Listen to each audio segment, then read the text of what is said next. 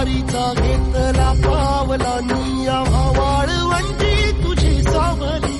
गळा भेट घेण्या विनेची निघाली तुझ्या नाम घोषात इंद्रायणी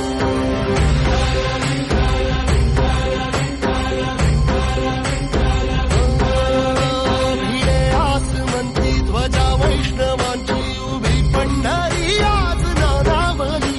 तुझे नाव ओठी तुझे रूप ध्यानी जीवाला तुझी आस लागली जरी बाप साऱ्या जगाचा परी तू आमालेकरांची विठू माऊली